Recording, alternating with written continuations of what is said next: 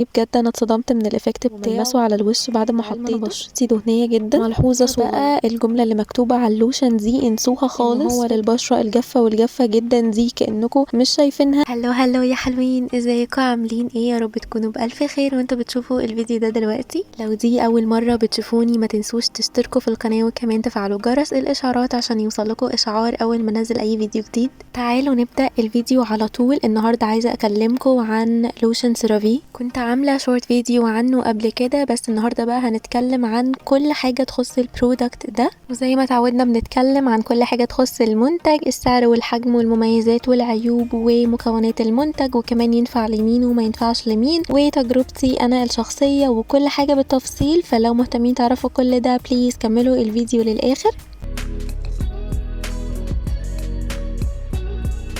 اول حاجه خلوني اقول لكم بشكل سريع ايه انواع اللوشن او الكريم بتاعت سيرافي اصلا.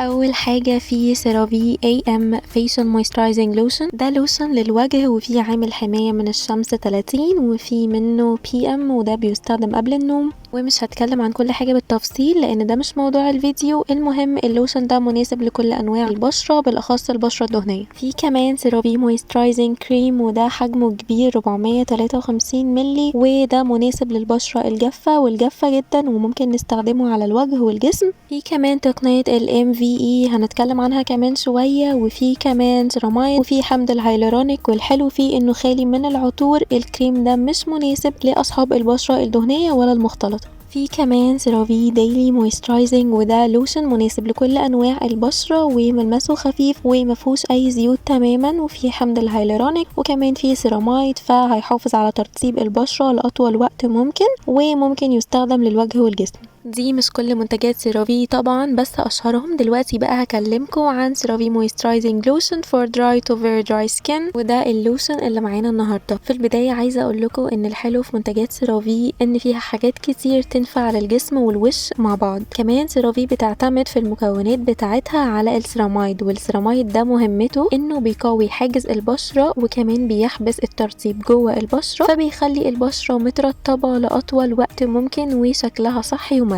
خلينا نتكلم بسرعة عن أهم مكونات المنتج.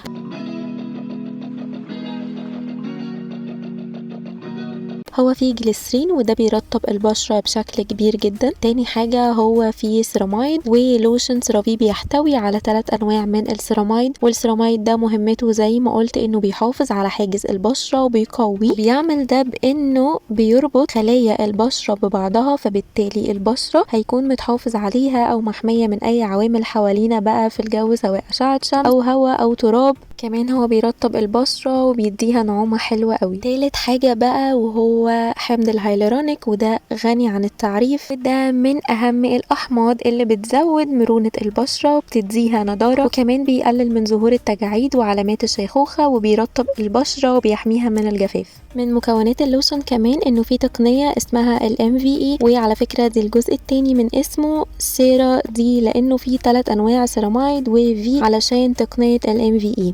ودي تقنية صممتها شركة سيرافي وحاصلة فيها على براءة اختراع لترطيب البشرة على مدار 24 ساعة، يعني طول ال 24 ساعة بشرتك تفضل مترطبة. طيب ايه هي فوائد لوشن سيرافي بشكل عام؟ اول حاجة هو بيرطب البشرة بعمق لمدة 24 ساعة زي ما قلت. تاني حاجة بيخلي ملمس البشرة مرن اكتر وناعم. تالت حاجة بيخلي البشرة متماسكة اكتر، وكمان بيرمم او بيصحح سطح البشرة الخارجي. كمان هو بيحمي حاجز البشرة الطبيعي، فبيخلي البشرة ما يحصلهاش اي التهاب او تهيج. هو كمان هيكافح مشاكل البشرة زي ظهور الحبوب والالتهابات وجفاف الجلد والاكزيما. هو كمان هيخفف من المشاكل اللي ممكن تسببها اشعة الشمس، وهيدي للبشرة نضارة ومظهر صحي. ايه مميزات لوشن سيرافي؟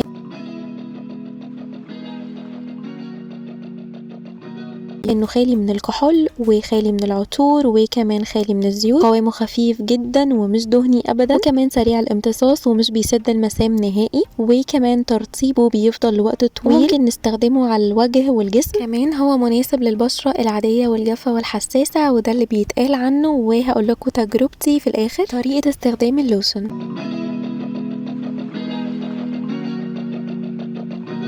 هو زي اي لوشن عادي جدا، لو هتستخدميه على الجسم يبقى بعد الشاور على طول، بس قبل ما جسمك يجف خالص بتحطي كمية مناسبة من اللوشن على جسمك وبترطبي عادي، بيكون امتصاصه احسن واسهل. لو على الوش برضو بعد ما بتغسلي وشك بالغسول المناسب لنوع بشرتك بتنشفي وشك كويس، وبعدين لو بتستخدمي السيروم استخدميه واستني السيروم البشرة تمتصه خالص، وبعدين هتحطي اللوشن. ولو انتي بالنهار ونازلة حطي صن بلوك طبعا، ولو بالليل خلاص انتي مش محتاجة حاجة تاني. تجربتي انا بقى الشخصية،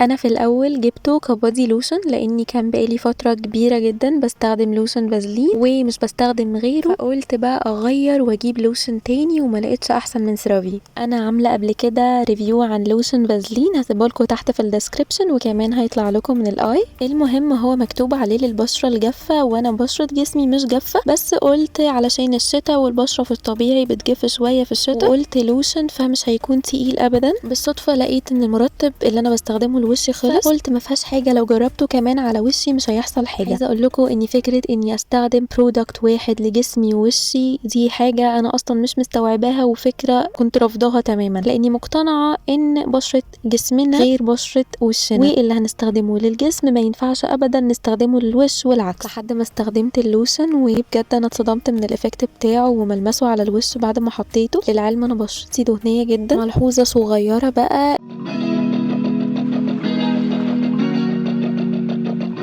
الجملة اللي مكتوبة على اللوشن دي انسوها خالص. فكرة ان هو للبشرة الجافة والجافة جدا دي كأنكم مش شايفينها، لانه خفيف جدا والبشرة بتمتصه بسهولة قوي ومش بيسد المسام ولا بيعمل حبوب تحت الجلد. بالعكس كمان لو حد استخدمه بشرته جافة ممكن يكون خفيف شوية، هيرطب وكل حاجة بس هيكون خفيف. بالنسبة للإفكت بتاعه على الجسم وترطيبه حلو جدا برضو، بس الحجم ده هيخلص منك بسرعة لو استخدمتيه بعد كل شاور. في المجمل اللوشن حلو جدا وبنصح بيه وبشدة سواء للوش أو للجسم. لو بتستخدمي كريم ترطيب مثلا لبشرتك وغالي وخلص منك ممكن تستبدليه بده لفترة، هيكون كويس جدا وحجمه كبير وهيقعد معاكي فترة طويلة.